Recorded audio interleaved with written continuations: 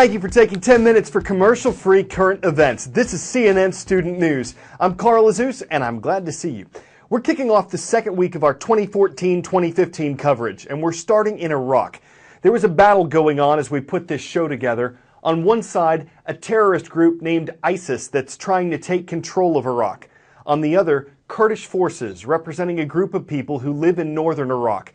They're supported by U.S. military airstrikes. And at the center of this battle, a dam near the Iraqi city of Mosul.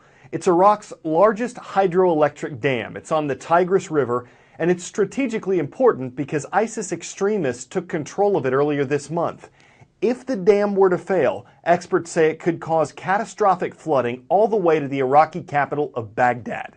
We're going to spin the globe now to take you to South Korea. That's where Pope Francis, the leader of the Roman Catholic Church, spent the weekend. It was the first papal visit to South Korea in a quarter of a century.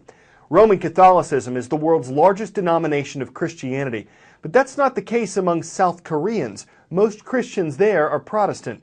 The Pope did speak to thousands of the country's young Catholics, though. He held a Mass for Asian Youth Day and encouraged the faithful to live a simple and humble life. Pope Francis also held a Mass to address peace and reconciliation. The Korean Peninsula is divided. The armistice that ended the fighting in 1953 never officially ended the Korean War, and North Korea fired missiles into the ocean just before the Pope arrived on the peninsula. So the Pope's prayers included peaceful relations between North and South Koreans. Breaking away from his prepared speech on Friday, he delighted the young crowd. Are you ready to say yes? Are you ready? This is why Pope Francis came to South Korea. Only about 10% of the population is Catholic, but the church is growing fast, and across Asia, the congregation is young.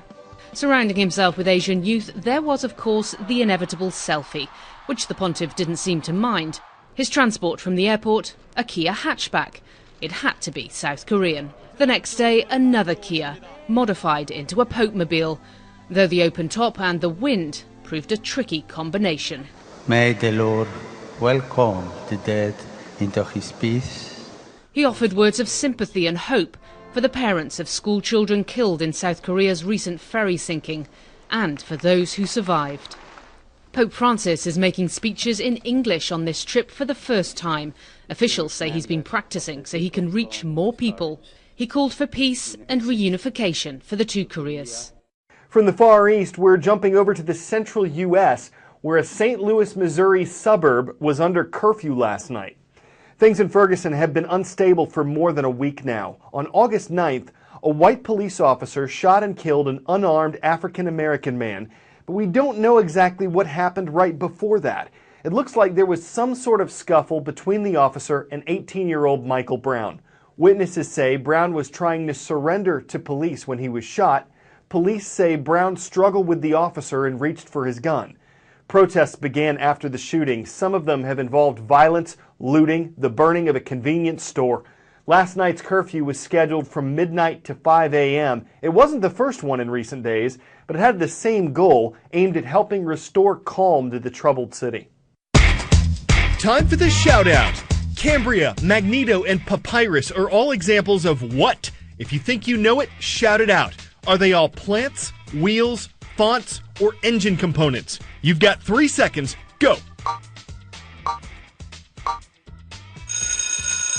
Individually, the words all mean something different, but you can find them together on a list of fonts. That's your answer, and that's your shout-out.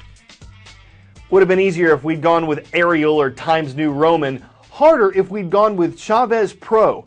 That recently invented font is how some supporters are remembering former Venezuelan President Hugo Chavez.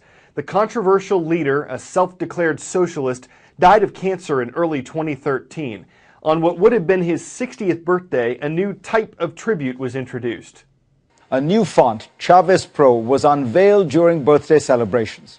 The font mimics the Comandante's clear, bold, block handwriting style.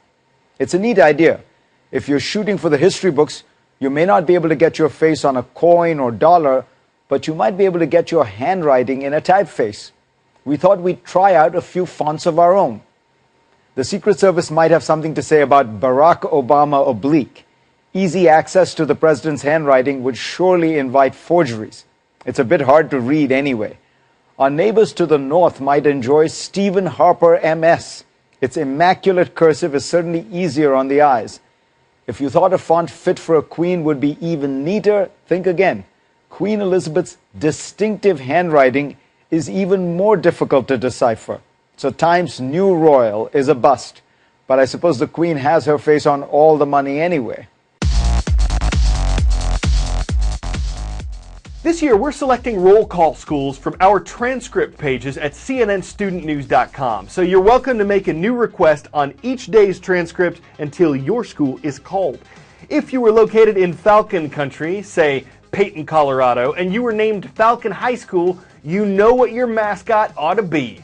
Next mention goes to Northwest High School in Clarksville, Tennessee. As the request itself stated, let's go with that Viking pride. And I think this is the first time we've ever had cobras as a mascot. They're at Lee Early College in Sanford, North Carolina. You probably haven't heard of Masdar City. It's located near the Persian Gulf in the United Arab Emirates. It's basically this large-scale experiment, a model for the city of the future. But its cost is $18 billion. Its success is uncertain. As Aaron Burnett found out on a tour of Masdar City, part of the project's value lies in what could be.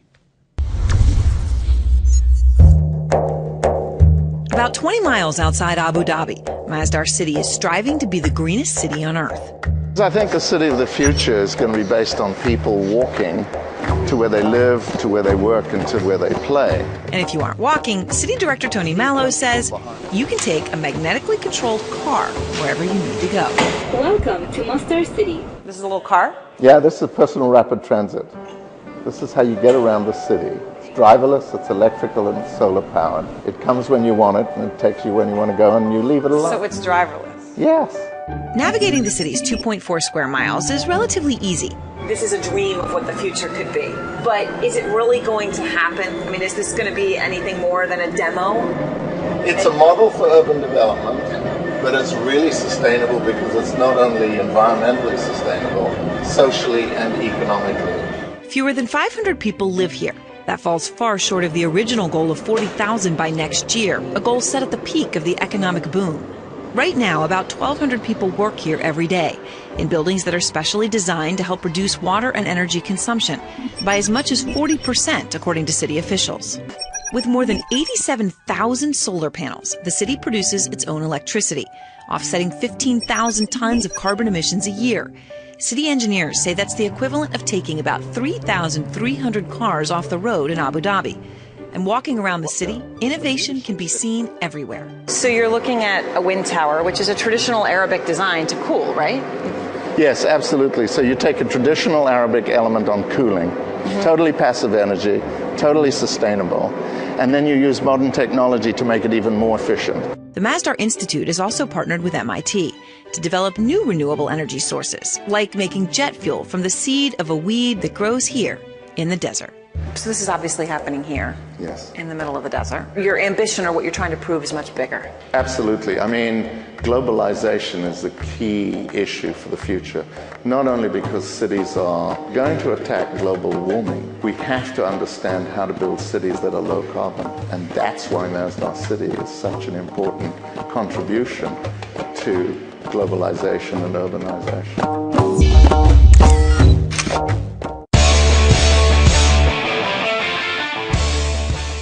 At a California hotel, room service is about to be automatic. This thing is named Butler. Get it? When a guest needs something simple, say a bottle of water and a toothbrush, for instance, Butler can get the items, roll up to the rooms, and make the delivery. The company that makes the robot won't say how much it costs, but a hotel rep says it's not intended to replace people, just enhance customer service.